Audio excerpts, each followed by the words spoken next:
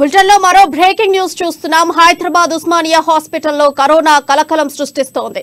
ఉస్మానియా ఆసుపత్రిలో అనారోగ్యంతో మరో 2 రోగులు చేరారు. ఇక వారు చికిత్స పొందుతూ మృతి చెందారు సదరు పేషెంట్లు.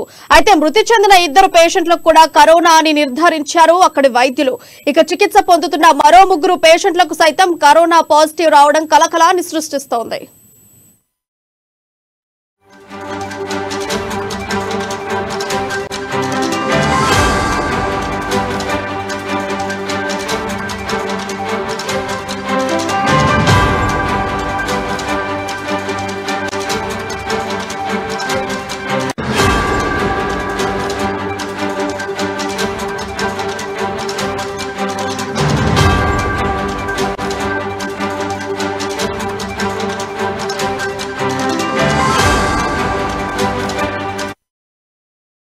బ్రేకింగ్ న్యూస్ చూస్తున్నాం. హైదరాబాద్ లో మరోమారు కరోనా కలకలాన్ని రేపుతోంది. ఉస్మానియా ఆసుపత్రిలో అనారోగ్యంతో 2 రోగులు చేరారు. ఇక చికిత్స పొందుతూ మృతి చెందారు సదరు పేషెంట్లు. అయితే మృతి చెందిన 2 పేషెంట్లకు కూడా కరోనాని నిర్ధారించారు వైద్యులు.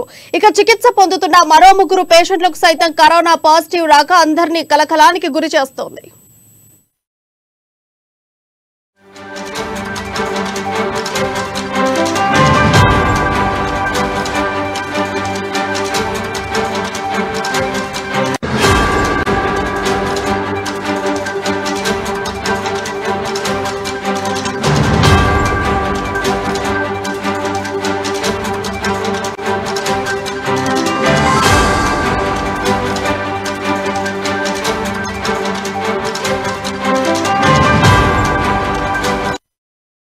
బ్రేకింగ్ న్యూస్ చూస్తున్నాం. హైదరాబాద్ ఉస్మానియాలో కరోనా కలకలాన్ని రేపుతోంది. ఉస్మానియా ఆసుపత్రిలో అనారోగ్యంతో 2 రోగులు చేరారు. అయితే వారిద్దరూ చికిత్స పొందుతూ మృతి చెందారు సదరు పేషెంట్లు. అయితే మృతి చెందిన 2 పేషెంట్లకు కూడా కరోనా అని నిర్ధారించారు వైద్యులు. చికిత్స పొందుతున్న మరో 3 పేషెంట్లకు సైతం కరోనా పాజిటివ్ రావడం అందరికీ కలకలానికి గురి చేస్తోంది. ఇక దీనికి సంబంధించి మరింత సమాచారం మా ఇన్పుట్ ఎడిటర్ శ్రీనివాస్ అందిస్తారు. శ్రీనివాస్, అప్డేట్ ఏంటి చెప్పండి. రైట్ ప్రియా, ఏదైతే ఉస్మానియా ఆసుపత్రిలో కొద్దిసేపటి క్రితమే కరోనా బారిన పడ్డ 2 రోగులు మృతి చెందడం జరిగింది. అయితే ఆ పేషెంట్లకు సంబంధించి చూసుకుంటే కనుక వారికి ఇతర అనారోగ్య సమస్యలు కూడా ఉన్నాయని చెప్పేసి తెలుస్తుంది. అయితే ఇతర అనారోగ్య సమస్యల పరీక్ష నిమిత్తమే వారు ఉస్మానియా ఆసుపత్రిలో చేరారు.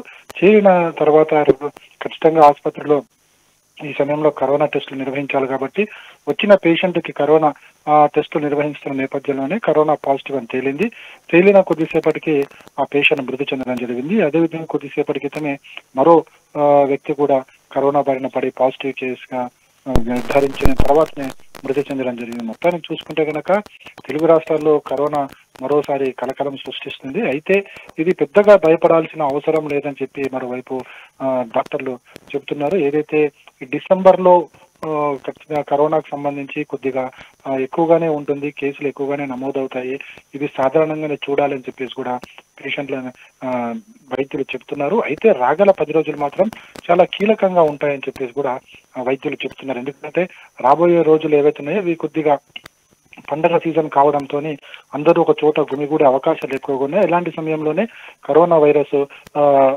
వ్యాప్తి చెందే ప్రమాదం కూడా ఉంది. కాబట్టి ఇప్పుడు వైద్యులు చెప్పేది ఒకటే, ఏవైతే రాబోయే 10 రోజులు మాత్రం చాలా కీలకము. అందుకోసమే ప్రజలు అందరూ కూడా తగిన జాగ్రత్తలు పాటిస్తూ ఉండాలని చెప్పేసి కూడా వాళ్ళు సూచన చేయడం జరిగింది. అయితే ప్రధానంగా చూసుకుంటే కనుక 10 ఏళ్ల లోపు చిన్నారులు కావచ్చు, 60 ఏళ్ల పైపడ్డ వృద్ధులు కావచ్చు, వీళ్ళు చాలా జాగ్రత్తగా ఉండాలని చెప్పేసి కూడా వైద్యులు తెలపడం జరిగింది. ఏదైతే రాష్ట్ర వ్యాప్తంగా తెలంగాణకు సంబంధించి చూసుకుంటే కనుక ఇప్పటి వరకు రాష్ట్ర వ్యాప్తంగా 55 కేసులు నమోదు కాబడ్డాయి. అందులో 44 కేసులు హైదరాబాద్ లోనే ఉన్నాయి. మొత్తం చూసుకుంటే కనుక 90% కేసులు గ్రేటర్ హైదరాబాద్ పరిధిలోనే నమోదవుతున్నాయి.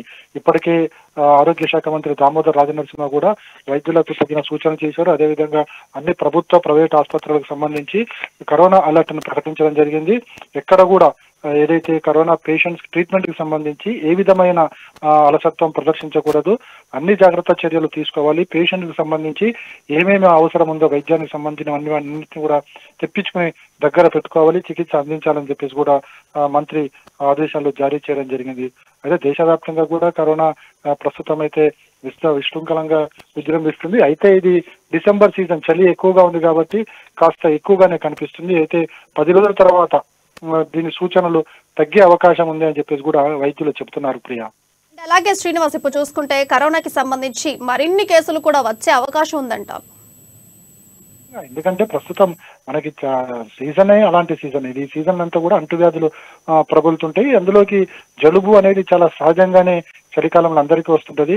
సో ఇప్పుడున్న పరిస్థితుల నేపథ్యంలో కరోనా ఇప్పుడు మళ్ళీ J1 గా ఇప్పుడు రూపాంతరం చెందింది కాబట్టి ఇది కాస్త ఎక్కువగానే వ్యాప్తి చెందుతుంది. అయితే ఇది రూపాంతరం చెందింది కాబట్టి దీని పవర్ పెద్దగా ఉండకపోవచ్చు అని చెప్పి ఒకవైపు వైద్యులు చెప్తున్నారు. అయినప్పటికీ కూడా జాగ్రత్త చర్యలు తీసుకోవాలని చెప్పేసి కూడా వైద్యులు చెప్పడం జరుగుతుంది. అయితే ఎవరైతే ఈ కోవిడ్ కి సంబంధించి ఎవరైతే వ్యాక్సిన్స్ తీసుకున్నారో వాళ్ళకి పెద్దగా ప్రమాదం ఉండబోదు. ఎందుకంటే వాళ్ళకి మామూలుగా వచ్చి జలుబులాగా వచ్చి వెళ్ళిపోతుంది. కానీ వారి వల్ల ఇతరులకు అంటుకునే అవకాశం ఉంది కాబట్టి వాళ్ళు కూడా జాగ్రత్తగా ఉండాలని చెప్పేసి కూడా వైద్యులు చెబుతున్నారు. అయితే ఇది మరో 10 రోజులు ఈ చలి ఎక్కువగా ఉంటుంది కాబట్టి, వాతావరణ శాఖ తెలిపిన వివరాల ప్రకారం చలి ఎక్కువగా ఉంటుంది కాబట్టి ఇది విస్తృతంగా వ్యాప్తి చెందే అవకాశాలు ఎక్కువగా ఉంటాయి. కాబట్టి సాధారణంగా రోగులు కానీ, జలుబు వచ్చిన వాళ్ళు కానీ, జ్వరం వచ్చిన వాళ్ళు కానీ కాస్త జాగ్రత్తగా ఉండి ఈ కరోనా లక్షణాలు కనుక కనిపిస్తే వారు తగిన చికిత్స తీసుకోవాలని చెప్పేసి కూడా వైద్యులు చెబుతున్నారు. శ్రీనివాస్, ఇప్పుడు చూసుకుంటే ఎవరైతే ఇప్పుడు ఉస్మానియా హాస్పిటల్లో మృతి చెందిన వారి పేషెంట్లు ఉన్నారో వాళ్ళు ఇదివరకు వ్యాక్సిన్ డోసులు తీసుకోవటం జరిగిందా? అయితే డాక్టర్లు ఏమని నిర్ధారించారు? దీనికి సంబంధించి ఇప్పుడు మరి డేటా సేకరించాల్సి ఉంటుంది. ఎందుకంటే ఇప్పుడున్న పరిస్థితుల్లో ఫస్ట్ కోవిడ్ కేసుల కింద వచ్చిన వారిని ఫస్ట్ గా వాళ్ళని నమోదు చేసుకుని టెస్టులు చేయడం దాని మీద దృష్టి సారించింది ప్రభుత్వం. అయితే వాళ్ళు ఇదివరకు వ్యాక్సిన్ తీసుకున్నారా లేదా అనేది వాటి మీద ఇంకా డేటా సేకరించాల్సి ఉంటుంది. అయితే ఇప్పటి వరకు ఉన్న మనకి IMR ఇచ్చిన రిపోర్ట్స్ ప్రకారం అయితే వ్యాక్సిన్స్ తీసుకున్న వాళ్ళకి దీని ప్రభావం పెద్దగా కనిపించట్లేదు. ఒకవేళ కోవిడ్ వచ్చినప్పటికీ కూడా దాని ప్రభావం పెద్దగా ఉండదు. మామూలు సాధారణ జ్వరము, సాధారణ దగ్గు, జలుబు లాంటివి వచ్చి లక్షణాలు వచ్చి వెళ్ళిపోతుంది. కానీ తీసుకునే వాళ్ళకి, డోసులు కంప్లీట్ చేయని వాళ్ళ మీద కాస్త ప్రభావం ఎక్కువగా చూపించే అవకాశం ఉంది. కానీ 10 ఏళ్లలోపు పిల్లలు, 60+ వృద్ధులు ఎవరైతే ఉన్నారో వారికి సంబంధించే కాస్త జాగ్రత్తగా ఉండాలని చెబుతున్నారు. ప్రియా, చూసుకుంటే ప్రస్తుతం కరోనా వ్యాక్సిన్ తీసుకున్న వాళ్ళకి అటాక్ వస్తుందా లేదా ఇంతవరకు ఒక్క వ్యాక్సిన్ కూడా తీసుకొని వాళ్ళకి వస్తుందా? అంటే వీటి గురించి అసలు ఎక్కువగా కరోనా ఎవరిని అటాక్ చేయబోతుంది అంటే వీటి గురించి అప్డేట్స్ ఉన్నాయా? దీని వరకు ఇంకా ప్రభుత్వం, కేంద్ర ప్రభుత్వం ఇంకా ఏ విధమైన డేటా రిలీజ్ చేయలేదు. కేవలం చెప్తుంది ఒకటే, ఏదైతే వ్యాక్సిన్స్ బూస్టర్ డోస్ తీసుకున్న వాళ్ళందరూ కూడా పెద్దగా ప్రమాదం ఉండకపోవచ్చు, వచ్చినప్పటికీ కూడా వాళ్ళకి లైఫ్ థ్రెటనింగ్ అంటే మరణం సంభవించే అవకాశాలు చాలా తక్కువగా ఉన్నాయని చెప్పేసి కేంద్ర ప్రభుత్వ ఆరోగ్య శాఖ అయితే చెప్పడం జరిగింది.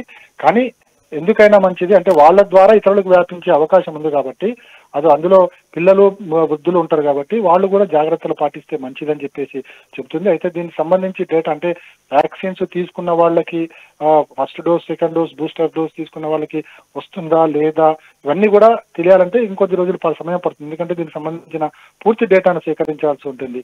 సో దీనికి సంబంధించి కేంద్ర ప్రభుత్వం మరికొద్ది రోజులు దీనికి సంబంధించి అప్డేట్ ఇచ్చే అవకాశాలు కనిపిస్తున్నాయి. ప్రియా, శ్రీనివాస్, ప్రస్తుతం వీటికి సంబంధించి డాక్టర్లు ఎలాంటి జాగ్రత్తలు తీసుకోవాలని చెప్తున్నారు?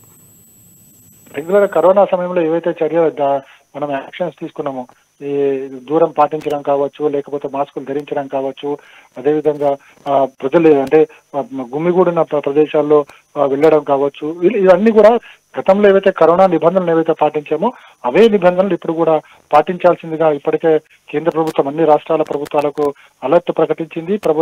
ఆయా రాష్ట్ర ప్రభుత్వాలు కేరళ కావచ్చు, మహారాష్ట్ర కావచ్చు, కర్ణాటక కావచ్చు ఇప్పటికే కరోనాకు సంబంధించిన అన్ని చర్యలు తీసుకున్నారు. తెలంగాణ ప్రభుత్వం కూడా దీనికి సంబంధించి ఆరోగ్య శాఖ మంత్రి దామోదర్ రాజు నరసింహ ఇప్పటికే అన్ని ప్రభుత్వ వైద్యాలయాలకు కాల్ చేయడం జరిగింది, వైద్యులతో మాట్లాడడం జరిగింది.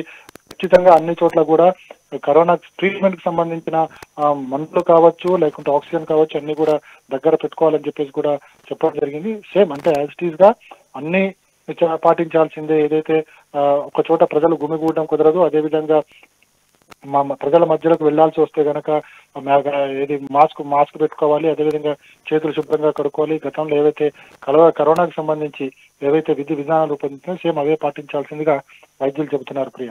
రైట్ శ్రీనివాస్,